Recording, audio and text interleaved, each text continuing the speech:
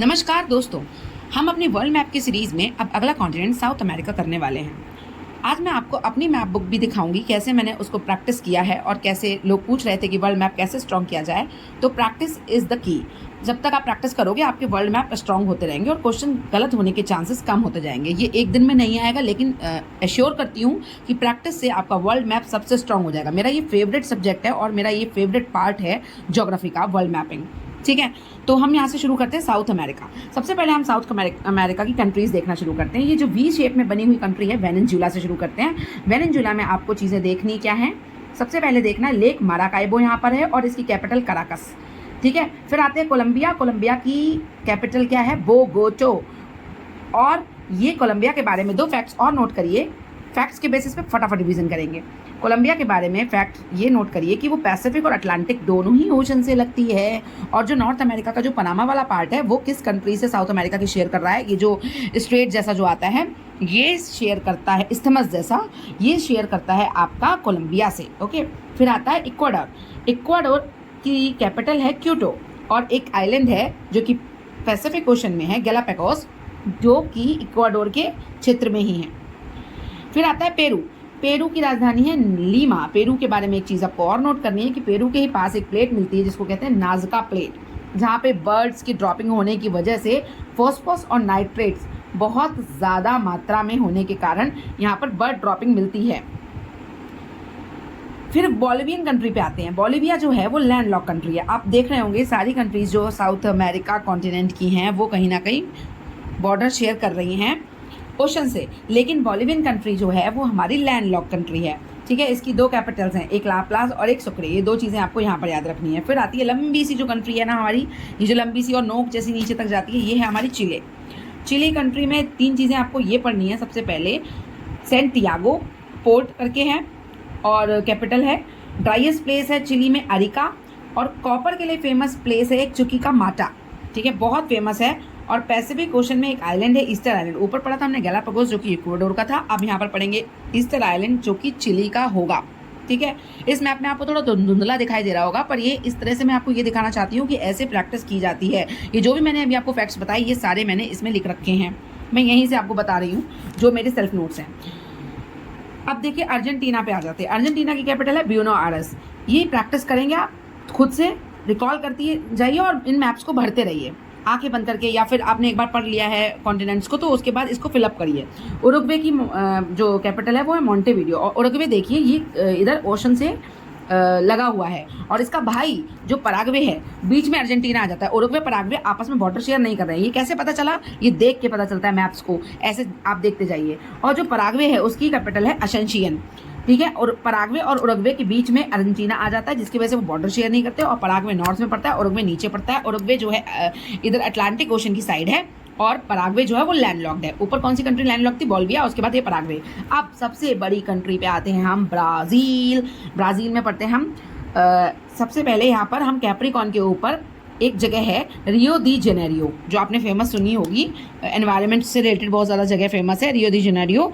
और यहाँ पर एनवायरमेंटल काफ़ी ज़्यादा समिट भी हुई हैं, तो वो ट्रॉपिक ऑफ कैप्रिकॉन के ऊपर होती है। और Sao Paulo tropic of Capricorn पे है। एक सेंटोस पोर्ट है, वो ट्रॉपिक ऑफ कैप्रिकॉन के नीचे है। सेंटोस पोर्ट के बारे में ब्राज़ील में आपको एक बात याद रखनी है कि वो कॉफ़ी पोर्ट है और कॉफ़ी का आदान प्रदान वहाँ बहुत ज़्यादा होता है, एक्सपोर्ट इम्पोर्ट। और फजेंडाज यहाँ पर एक रीजन है जो कि कॉफ़ी प्रोड्यूसिंग रीजन को फजेंडा कहते हैं। फजेंडा याद कर लीजिए।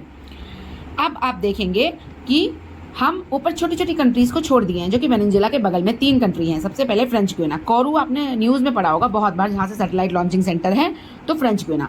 अब एक और है इसी के नाम से गुयाना। अब गुयाना और फ्रेंच गुयाना आपको कंफ्यूज ना करे, इसलिए पहले फ्रेंच गुयाना है फिर गुयाना है, बीच में सूरीनाम है।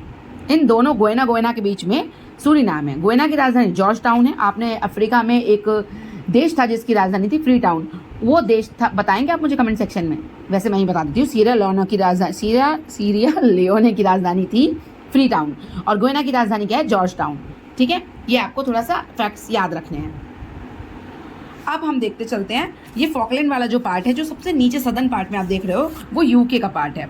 और यहाँ पर एक केप हॉर्न है जो कि चिली के अंतर्गत आती है, और एक पैसेज है जो अंटार्कटिका से इस कॉन्टिनेंट को बीच में से, मतलब पानी दोनों ओशंस का जोड़ रहा है। ड्रैग पैसेज, ठीक है, उसे ड्रैग पैसेज बोलते हैं। अब एक कोलंबिया में एक नदी पढ़ेंगे हम, जो कि मैगडेलना नाम से है, जो कि मैगडेलना जो नदी है वो जाके कैरेबियन सी में उसका माउथ है। और सबसे बड़ी नदी अमेजोन रिवर पढ़ लेते हैं। अमेजोन रिवर निकलती है पीसीबी, 3 कंट्रीज से। पीसीबी कौन कौन सी कंट्रीज?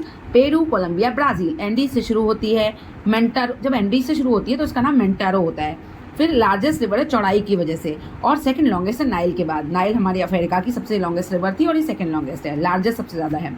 नेचुरल रिवर यहाँ फाउंड होती है। और सेल्वास, यहाँ पर जो रेन फॉरेस्ट का एरिया है, उस ट्रॉपिकल रेन फॉरेस्ट, उसको हम सेल्वास नाम से जानते हैं। मडीरा इसकी लार्जेस्ट ट्रिब्यूटरी है, और मकापा इसका माउथ है जहाँ पर ये एंड होती है, ब्राज़ील में है। फिर पढ़ते हैं हम, एक और रिवर है हमारी, वो है मैगडेलना रिवर। मैगडेलना आपको मैंने बता दी कोलंबिया में और कैरिबियन सी में गिरती है। अमेजोन आपकी हो गई, मैगडेलना हो गई। एक और रिवर पढ़ लीजिए, ओरिनोको रिवर, जो कि वेनेजुएला में है, जहाँ पर एंजल वाटरफॉल इसी रिवर पर है, हाईएस्ट, वर्ल्ड का हाईएस्ट वाटरफॉल।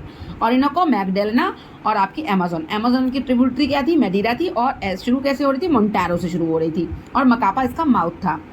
अब हम आ जाते हैं लेक टिटिकाका। लेक टिटिकाका जो बोलिविया और पेरू के बीच में एक लेक है, उसे कहते हैं लेक टिटिकाका। ये टिटिकाका हाईएस्ट नेविगेबल लेक है और बहुत ज़्यादा सूख रही है, न्यूज़ में भी रहती है। इसके जो देश याद रखने आपको, बोलिविया और पेरू। लेक मराकाइबो, जो कि लार्जेस्ट लेक है और ऑयल प्रोड्यूसिंग क्षेत्र है, वेनेजुएला में मिलती है। लेक मराकाइबो आ चुकी है, ये पीसीएस में जितने भी फैक्ट्स आप देख रहे हो ना, इनसे क्वेश्चन आ चुके हैं। लेक पूपू बोलिविया में है, याद रखिए, सूख रही है, न्यूज़ में थी इसलिए मैंने अपने से नोट कर लिया है। Lake Poopo Bolivia. एक लैगून लेक है, लेगोस दी पैटोस, जो कि ब्राज़ील में पाई जाती है। अब आप जानते हो ग्रासलैंड्स देखेंगे हम। ग्रासलैंड्स ट्रॉपिकल और टेम्परेट 2 टाइप्स के होते हैं। ट्रॉपिकल आप समझ रहे हो ना, जो ट्रॉपिक ऑफ कैंसर और ट्रॉपिक ऑफ कैप्रिकॉर्न के बीच में होते हैं वो ट्रॉपिकल, और जो उनके बियॉन्ड होते हैं उसे टेम्परेट बोलते हैं। अब आप मुझे बताओ, ट्रॉपिक ऑफ कैप्रिकॉर्न और इक्वेटर किन कंट्रीज से गुजर रही है? साउथ अमेरिका की। चलो मैं ही बता देती हूँ। ट्रॉपिक ऑफ कैप्रिकॉर्न जो गुजर रही है वो आपके ब्राज़ील से गुजर रही है, पराग्वे से गुजर रही है, अर्जेंटीना से गुजर रही है और चिली से गुजर रही है। और इक्वेटर में आपको 3 कंट्रीज याद रखनी है।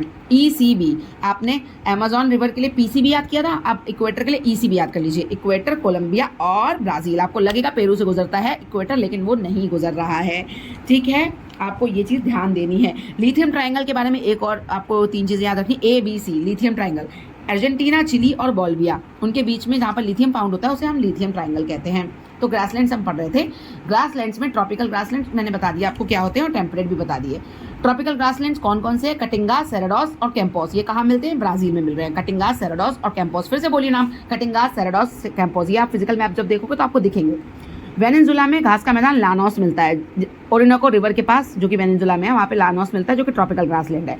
Grand Chaco Brazil, Bolivia, Paraguay, Argentina के बॉर्डर पे मिलता है, और ये ट्रॉपिकल प्लस टेम्परेट दोनों रीजन में फैला हुआ है, एक नहीं है, ये ट्रॉपिकल टेम्परेट दोनों कह सकते हो आप इसको।